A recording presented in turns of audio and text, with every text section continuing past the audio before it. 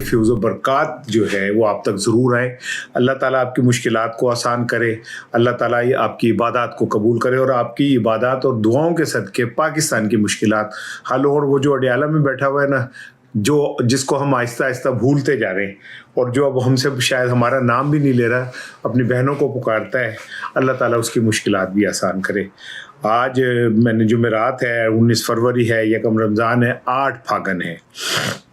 कल मैंने जो वीलॉग आपसे किया था और उसमें मैंने ये कहा था कि पंजाब हुकूमत जो है वो कुछ चीज़ों में विड्रा कर गई है, लेकिन कुछ चीज़ें आप ज़रा देखिए मैं आपको एक बात बताऊं, मैं आपको ना जो ग्राउंड रियलिटीज़ हैं वो इकट्ठी करके उनको जोड़ के आपको बताता हूं कि क्या होने जा रहा है या क्या हो सकता है। बहुत सारे दोस्त कहते हैं कि मैं आज कुछ कहता हूं कल कुछ, मैंने तजिया करना होता है। अब अदालतों के जो लहजे हैं ना, उनसे हमें बहुत सारी चीज़ों की समझ आती है। मिसाल के तौर पे जो कल अदालतों में 6 केसेस थे इमरान खान साहब के खिलाफ, और जनाब अली जिसमें अदालतों ने जो एक बड़ी इंपॉर्टेंट चीज़ की, अब देखना है कि अदालतों की रिट कहाँ खड़ी है, और अगर वो ये कुछ कह रही हैं तो इसका मतलब है कि कहीं ना कहीं कोई बात ऐसी है जिसके सबब अदालतें इस एतमाद से कुछ चीज़ें कह रही हैं। अदालत ने 24 फरवरी को तमाम मुकदमात के रिकॉर्ड तलब कर लिए और इमरान खान को अदालत में यह बजरिया वीडियो लिंक पेश करने का हुक्म दिया है। यानी हुन समझो कि अगर वो अदालत को ये पता हो कि जी वो नहीं पेश हो सकता तो शायद ना कहता, लेकिन अगर वो ये कह रहे हैं कि चलो अगर वो फर्ज करें कि जी आप पेश नहीं कर सकते सिक्योरिटी की वजह से, तो आप उन्हें वीडियो लिंक पे पेश करें। ये एक तरीका है इमरान खान की अपीयरेंस का, आम आदमी को नजर आने का कि भाई he is fit and fine, अल्हम्दुलिल्लाह कोई ऐसी बात नहीं है। लेकिन अब देखना यह कि अगर इस बात को, इस अदालत के हुक्म को भी नहीं माना जाता तो फिर आहिस्ता आहिस्ता चीज़ें क्लियर हो जाएंगी ना कि कौन रुकावट है इमरान खान के आज़ादी के बीच में, कौन रुकावट है। यह एक बारीक गेम चल रही है। बारीक गेम क्या है? बारीक गेम ये कि मोहसिन नकवी कहते हैं जनाब हम इस्लामाबाद में अपनी जेल बना रहे हैं। ये क्यों बना रहे हैं? ताकि जी जो हमारे कैदी हैं वो फिर हमारी कस्टडी में हो। What does it mean? इसका मतलब क्या? इसका मतलब वो ये कह रहे हैं कि जनाब अली जो हमारे कैदी हैं वो तो पंजाब हुकूमत की कस्टडी में, लिहाजा जो कुछ उनके साथ हो रहा है वो पंजाब हुकूमत कर रही है। जरा बात को जहन समझे कि जी हम तो अपनी जेल बनाएंगे। अच्छा, अब जब अडयाला जेल वाले जो हैं वो बहुत सारी चीज़ों को नहीं मानते तो फिर पंजाब हुकूमत ये कहती है कि जी हमारे हाथ में कुछ नहीं है, फैसले कोई और करता है। ठीक है, वो कहते हैं जी कि वो राना सनाउल्लाह कहते हैं कि वो तो क्या जुडिशल कस्टडी में नहीं है, वो तो जुडिशल कस्टडी में है। यानी विफाक अपनी बला जो है वो जुडिशल कस्टडी के नाम पे पंजाब में डालते हैं। लेकिन फिर वो कहते हैं, अदालत कहते हैं नहीं वो तो रियासत की कस्टडी में भाईजान तुसी जिम्मेदार है क्यों। अच्छा, अब यहाँ पे एक नया टर्निंग पॉइंट हो। कल मरियम साहिबा ने एक तकरीब में खिताब करते हुए फरमाया है, उन्होंने कहा अल्लाह की कसम, अल्लाह दी कसम खा के कह रही हैं, ना मैं, ना नवाज शरीफ, ना शहबाज शरीफ, हमने कभी नहीं सोचा कि किसी का एसी उतरवा दो, खाना बंद कर दो या टीवी बंद कर दो, उन्हें थे रख। वो ये कह रही है भाईजान हमारे जिम्मे नहीं है ये सब कुछ, कोई और ही कर रहे हैं। अब आप समझें कि गेंद फुटबॉल कैसे वो इमरान खान की उधर डाले। वजह क्या है कि सबको ये पता है कि जब वो बाहर आएगा तो फिर माफ़ी शाफी कोई नहीं जे। वो यही वजह है कि कसमा खानते आ गए। अल्लाह की कसम, मैं नवाज शरीफ साहब शहबाज शरीफ कभी हमने नहीं सोचा किसी के साथ ये हो। ये कल उन्होंने अपनी एक तकरीब में ये बात की है। अच्छा, अब मैंने आपको बता दिया जनाब, दूसरी तरफ सुन लें, पंजाब हुकूमत ने इमरान खान की ज़मानत के खिलाफ अपील वापस ले ली। बुशा बीवी की ज़मानत के खिलाफ भी अपील वापस ले ली गई। यानी 5 केसां दे विच उन्होंने 3 केसों में इमरान खान के खिलाफ जो अपीलें की हुई थी वो वापस ले ली। अब मेरी बात आप समझें, कैदी केड़ी की एकदम पै गई है कि आप अपीलें ही वापस ले रहे, नौ लें। ये केस अचानक क्यों सामने आ गए? अचानक ये जनाब अपीलें क्यों होने लगी हैं, या अचानक वापस क्यों नहीं ले? आपको नहीं समझ आ रहा कि रास्ते के कांटे जो हैं वो साफ हो रहे हैं।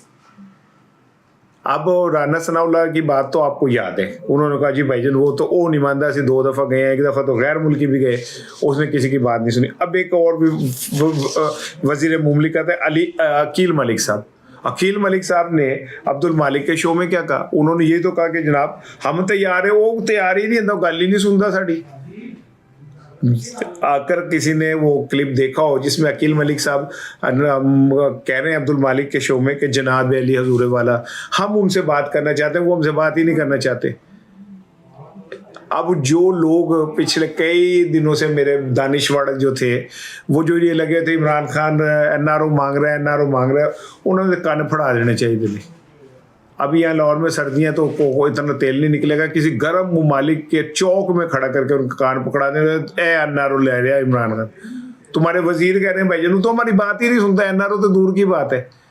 राना सनाउल्लाह साहब क्या कह रहे हैं, वो कह रहे हैं एक दफ़ा तो गैर मुल्की एक वफद आया इमरान खान से मिलने के लिए कि भाईजान आप सुलह कर लें, तो उन्होंने कहा, और ये ऐसे ही हुआ। मुझे जिस एक सहाफ़ी ने उस डॉक्टर का इंटरव्यू किया, उसने मुझे ये बात इस तरह बताई, कहता है कि जब उस डॉक्टर को इमरान खान ने देखा तो उनका आप किधर आए हो भाई, उन्होंने कहा मैंने आपसे बात करनी है अभी, उन्होंने कहा चलो चलो मैंने कोई बात नहीं करनी। कहते हैं कि इमरान खान के जो बैरक का वो था, उसे एक सिपाही ने ज़बरदस्ती खोल के उस बंदे को अंदर घुसाया कि पता नहीं कॉन्फ्रेंस रूम में, ताकि इमरान खान उनसे बात कर सके।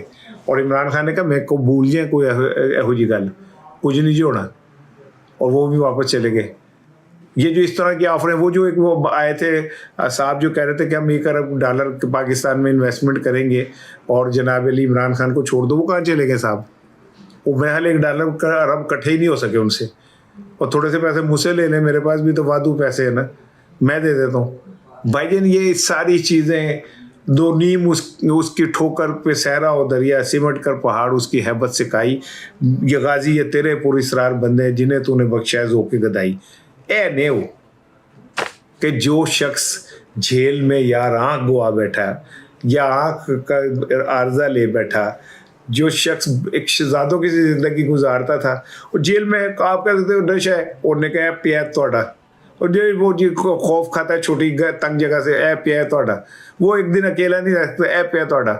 अब आलम यह कि आप कह रहे हैं, अकील मलिक कह रहे हैं, राना सनाउल्लाह कह रहे हैं, उन्हें थोड़ी गल नहीं सुन ली। अब मरियम साहब ने भी कस्मां खानियां शुरू करती ने, अल्लाह दी कसम मैं हसी नहीं किया, हमने कुछ नहीं किया भाईजान, साढ़े ते ना पाना। अब आपको मेरी बात समझ आ गई होगी जो मैं कह रहा हूँ, अब आगे चलें जनाब। हाँ, ये जो अदालतों का कल एक बड़ा दिलचस्प वाक़या भी हुआ ये कि जस्टिस हाशिम काकड़ साहब, बलूचिस्तान से ताल्लुक़ है, उनके केस की समाअत थी इमरान खान की, तो वहाँ पे महमूद अशरफ साहब भी मौजूद थे। तो जब वो वक्फा हुआ तो बाहर उनका आपस में टाकरा हुआ, तो जस्टिस हाशिम काकड़ साहब ने कहा कि अस्सलाम वालेकुम, मुशर बलूची ज़बान में अपने बड़े को कहते हैं, बुज़ुर्ग को कहते हैं, जिसका एहतराम किया जाता है उसको कहते हैं। और फिर उन्होंने अमले को कहा कि भाई ये जो है ना कचकज़ई साहब, ये मेरे बुज़ुर्ग हैं, मेरे बड़े हैं, इन्हें कोई तकलीफ़ नहीं होनी चाहिए, इन्हें एहतराम से बिठाएं, और इनको जनाब अली आप कोई परेशानी नहीं होनी चाहिए। और फिर उन्होंने कहा, जस्टिस हाशिम काकड़ साहब ने इमरान खान के वकील को, खोसा साहब को कहा कि खोसा साहब आज मैं आपको टफ टाइम नहीं दूंगा क्योंकि आज मेरा उस्ताद कोर्ट में मौजूद है। ज़रा आप चीज़ों को ज़रा समझें, ये लहजे बदलते हुए, ये अंदाज बदलते हुए आपको किस तरह ले जा रहे हैं। आज पहला रोज़ा है, मैं क्या थोड़ा रोज़ा पहले ठंडा कर दा ना, कोई मतलब टेंशन वाली गल नहीं। बड़े लोगों की ज़िंदगी में पड़े, इमरान खान की ज़िंदगी में अगर ये सब कुछ ना आता तो वो इतना बड़ा लीडर बन सकता था, मुझे बताएं। वैसे तो बड़ा अल्लाह ताला ने उसे बड़ा रुतबा दिया है, लेकिन जितनी टफ हालात से गुजरा, तुम दिए बाद मुखालिफ से ना घबराया उकाब, ये तो चलती है तुझे ऊंचा उड़ाने के लिए। खान एक बड़ा लीडर बन के अब बाहर निकलेगा। मैं तानू एवं नहीं कोई चूरन वेचने देख लेना तुम इंशाअल्लाह ताला। मेरी कैलकुलेशन है, बतौर सहाफ़ी मेरी ये कैलकुलेशन है, ठीक है ना। मैं तो सहाफ़त 40 साल से कर रहा हूँ, मैंने लोगों को इसी तरह मैंने देखा है कि क्या होता है। और जो मैं आपको कह रहा हूँ, मैंने बहुत पहले कहना शुरू कर दिया था कि नवाज शरीफ की और जरदारी की सियासत ख़त्म हो गई है। तब मुझे लोग बड़ा बुरा कहते थे, लो जी देखो जी नवाज शरीफ इस टाइम इतनी ताकत में है, मैं तब कहता था कि मेरा तज्ज़िया है कि नवाज शरीफ की सियासत ख़त्म हो गई है। अब एक चीज़ और सुन लें कि ये जो धरना था ये ख़त्म हो गया, और धरना किसने ख़त्म कराया, क्यों कराया, अब ये कंट्रोवर्सी पैदा की जा रही है। ये सारे जो है ना सुहेल आफरीदी के गिर्द घेरा डाल रहे हैं। नौरीन साहबा क्या कहती हैं, सामने कहा गया था कि इससे ना बनाएं आप, ठीक है। अब वो जो पीड़ है ना, टिड़ पीड़, साई सही कच्चे गोंगलू ना खाई टिड़ पीड़ होगी, तो वो टिड़ पीड़ मुक्ति नहीं है। गंडापुर एक गंदापुर के तौर पे सामने आए। उन्होंने कल गए हैं वहां पे, वो अपने साथ वो कुछ कैमरे वैमरे वाले लेके गए।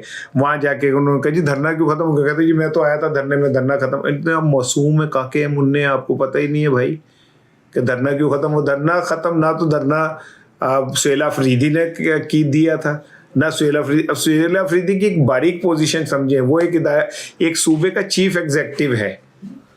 ये उसे 3 4 5 शह माते देकर तैयार बैठे होते हैं। जे वो धरने को कामयाब कराए तो देखो जी चीफ एग्जीक्यूटिव अपने ही सूबे की सड़कें बंद करा के बैठे है। उन्होंने ताकत ना उठाया तो वर्कर देखो जी ये तो मिल गया, गंडापुर हो गया, देखें जी ये तो करने नहीं दे रहा। वो अगर ये धरना कामयाब हो जाता तो जहाँ पे कुछ चीज़ें चल रही हैं, कुछ मामला बेहतर हो रहे हैं, वो कहेंगे कि तुम चुके हो जाए चीफ एग्जीक्यूटिव से, ठीक है। अब वो उन्होंने कहा कि जनाब हम एक फोर्स बना रहे हैं, इमरान खान रिहाई फोर्स। और क्या मकसद है उसका? जाहिर है एक प्रेशर तो कम करना है ना। ये रिहाई फोर्स कौन सी कोई डंडा फोर्स होगी या मरियम साहिबा की पीरा फोर्स होगी? जेडी पीरा सी ते पीर साई पीर जड़े डंडे फड़ के टूटने लग पे। लोगों को पूछे ना पीरा फोर्स ने किया क्या है, किस तरह लोगों की दुकानें वो उल्टाई है, किस तरह वहाँ पे जो वेंडर्स हाथों में लेके चीज़ें बेच रहे होते हैं। मेरी नज़र में तो मैं खुदा को गवाह करके कह रहा हूँ, मैं खुदा को गवाह करके कह रहा हूँ, मैं खुदा को गवाह करके कह रहा हूँ, ये जो बेच रहे होते हैं ना छोटे छोटे हाथों में चीज़ें लेके, ये बहुत बड़े हीरो हैं। ये इन्हें छोटा ना समझें, ये घरों के बड़े हैं।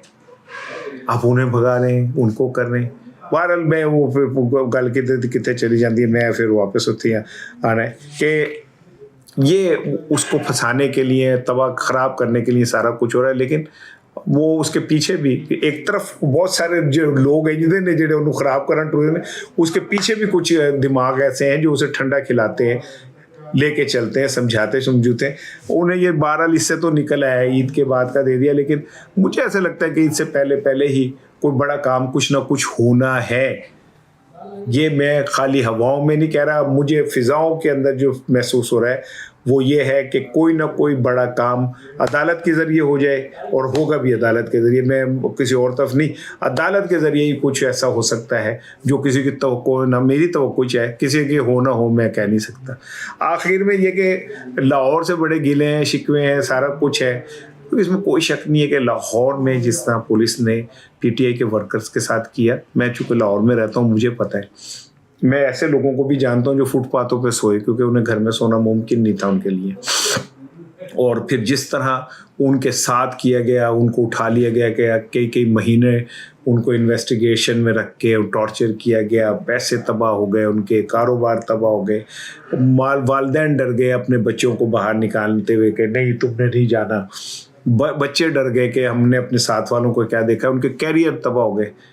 लेकिन पर कल रात लाहौर में भी कुछ थोड़ी सी हलचल हुई और आईएसएफ के लड़कों ने नहर के करीब सुना है कि सड़क ब्लॉक कर दी और 804 निफाज जो है वो कर दिया, और ये वीडियो भी उन्होंने आज शेयर कर दी।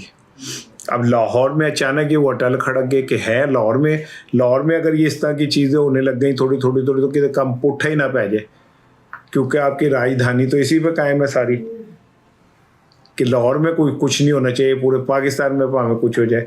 मुनीफ फारूक भाई हमारे प्यारे दोस्त हैं और मेरा उनसे ज़रा मोहब्बत का रिश्ता है, थोड़ा सा मैं उनको कुछ ज़रा मोहब्बत में छेड़छाड़ भी कर लेता हूँ।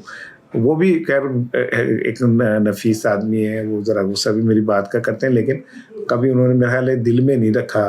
वैसे आप मिलेंगे तो मैं पूछ भी लूँगा। उन्होंने फिर जनाब एक वीलॉग किया, उन्होंने कहा जनाब ये जो कुछ भी कर रहे हैं आपको पता है इसका नतीजा क्या निकलेगा, आपके कैरियर तबाह हो जाएंगे, आपकी ज़िंदगी तबाह हो जाएंगी, आपके साथ ऐसा हो जाएगा। आपका एक तो मुझे ये समझ नहीं आती कि ये मौत के बाद, मरने के बाद क्या होगा, जन्नत, कब्र का अजाब, ये कहानियाँ जो हम बेच रहे हैं एक अरसे से, इसका मकसद क्या है? ये हम क्या खौफ कन्वर्ट करते हैं? क्या कोई लाहौर में या पंजाब में अपने जमहूरी हक के लिए बाहर नहीं निकल सकता? या हमने ये कह दिया कि पंजाब एक ऐसा पवित्र सूबा है जिसके अंदर किसी को इतनी गुंजाइश नहीं है कि वो बाहर निकल के अपने आईनी हकूक की बात कर सके। जे इंदी गल है तो फिर कह दे कि भी इंदी गल है ताकि सारे समझ आ जाए। मुश्तरी होशियारबाश, ठीक है ना, पुल चुक लेन देन करके तो कह दे सवारी अपने सामान की खुद हिफाजत करे, वो घर भी मुक जाए। पहला रोज़ा आपको मुबारक हो और उम्मीद है कि आपके सारे रोज़े अच्छे गुजरेंगे।